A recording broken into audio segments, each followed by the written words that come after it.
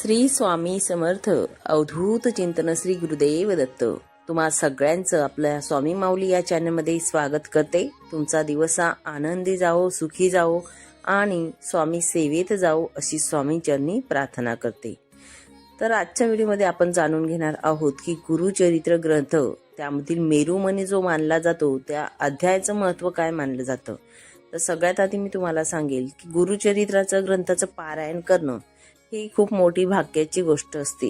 जो पुण्यवंत आणि भाग्यवंत असतात असेच लोक गुरुचरित्र पारायण हे करत असतात. गुरुचरित्र पारायणामधील जो मेरुमणी असतो त्याचं अधिष्ठान केलं जातं, उपासना केली जाते. या प्रत्येक अध्यायांमध्ये गुरुचरित्रामधील प्रत्येक अध्यायाचा वेगवेगळी महती असते आणि गुरुचरित्र पारायण जे करतो त्यामध्ये देखील त्याचं महत्त्व दिलं गेलेलं आहे की गुरुचरित्र ग्रंथामधील 14वा अध्याय जो आहे त्याचं महत्त्व काय किंवा त्याविषयी माहिती आपण जाणून घेऊयात की 14वा अध्याय जो असतो त्याला महत्त्व का प्राप्त होतं. तर तुम्हाला सांगेल की 14वा अध्याय हा गुरुचरित्र ग्रंथाचा मेरुमणी मानला जातो. मेरुमणी म्हणजेच काय तर बघा, आपण जपमाळ असते, जपमाळीचा मेरुमणी असतो हे आपल्या सगळ्यांनाच माहिती आहे.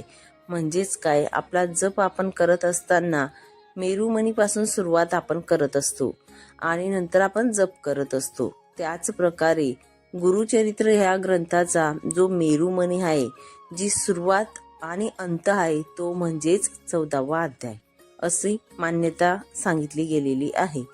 तर आता 14वा अध्याय हा जो आहे याची सेवा देखील बऱ्याच लोकांना देण्यात येते.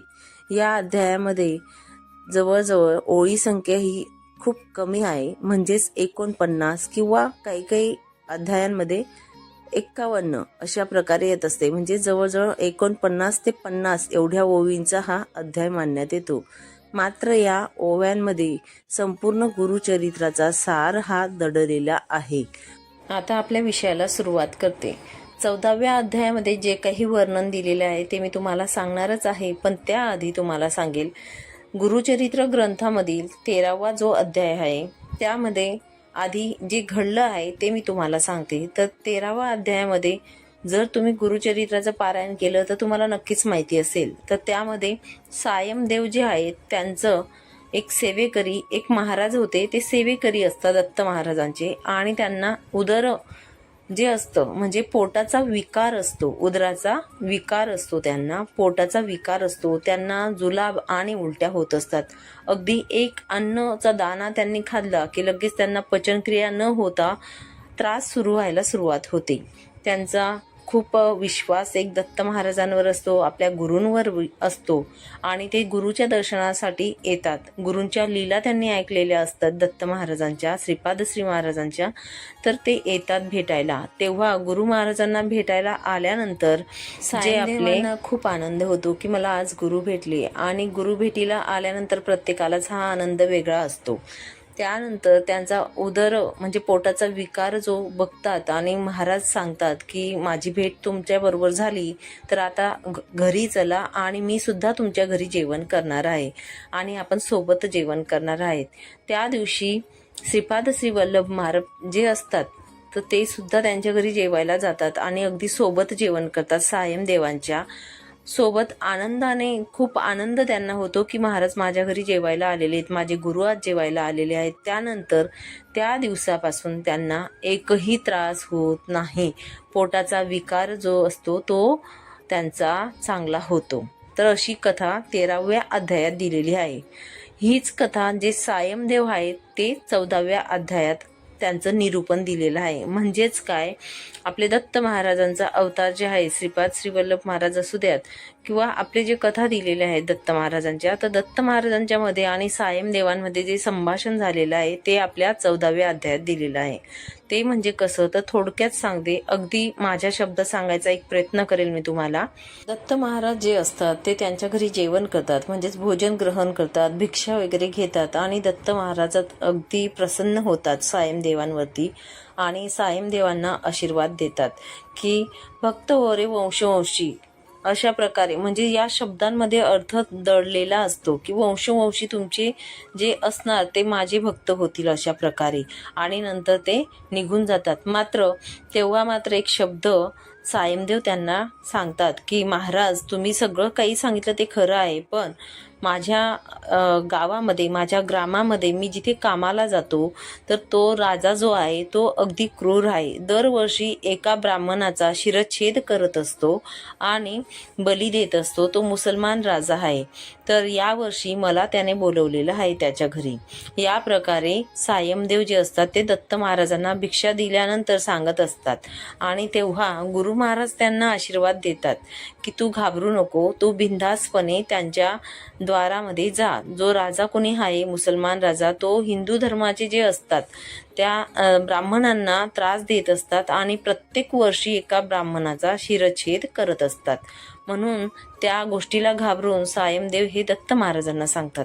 मात्र दत्त महाराज फक्त त्यांना सांगतात की भीती बाळगू नको मनात आणि तू निस्वार्थ भावनेने तुझ्या मनात भाव ठेवून तुझ्या गुरूंच्या चरणी लीन होऊन तू त्याच्या दारात जा आणि पुढे मग काय होतं ते बघ.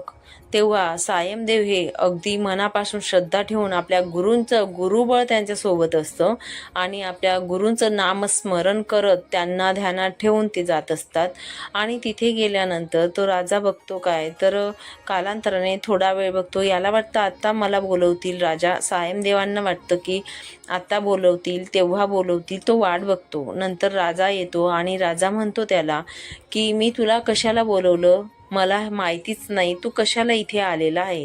म्हणजेच ही जी गोष्ट असते किंवा ह्या ज्या गोष्टी घडतात त्याच्या आयुष्यात त्या कधी मान्य न करणाऱ्या अशा असतात. कारण दरवर्षी तो एका ब्राह्मणाचा शिरच्छेद करत असतो आणि मृत्यू करत असतो, पण त्या गोष्टी त्याला आठवण राहत नाही.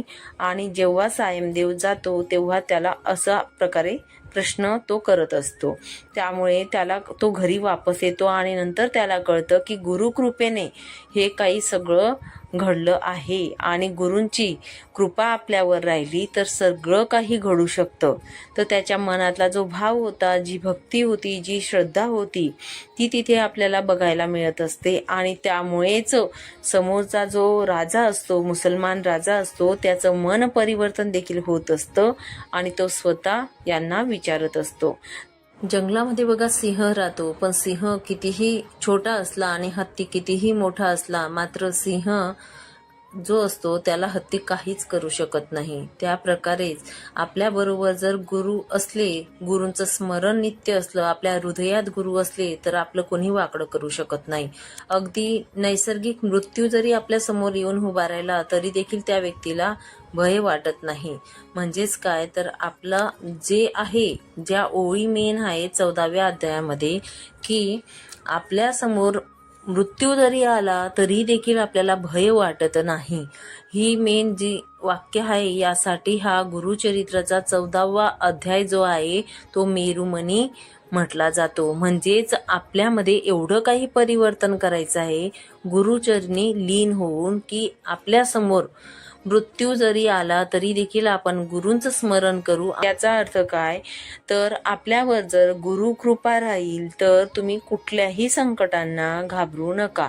अगदी ते संकट जीवावरचं असो किंवा कुठल्याही गोष्टीचं असो. आपले संसार करतो आपण, सांसारिक माणसं आहोत, मात्र गुरुबळ किंवा गुरु आपल्यासोबत असले तर नक्कीच तुम्ही ते बदलवायची शक्ती जी असते, समोरच्या व्यक्तीला बदलवायची शक्ती, आपलं आयुष्य बदलवायची शक्ती किंवा आपलं जे काही असेल आयुष्यामध्ये येणारे संकटांना बदलवायची शक्ती जी असते ती गुरूंमध्ये असते.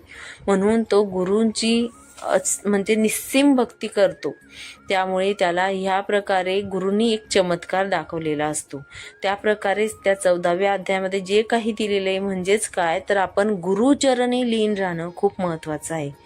गुरुचरणी जो कोणी लीन राहतो त्याला मृत्यूचा देखील भय राहत नाही आणि तो मृत्यूला देखील घाबरत नाही आणि तो चालत राहतो.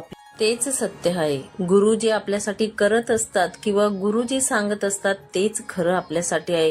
ही मान्यता आपण स्वीकारणे म्हणजे आपलं मन तसं बनणे खूप महत्त्वाचं असतं.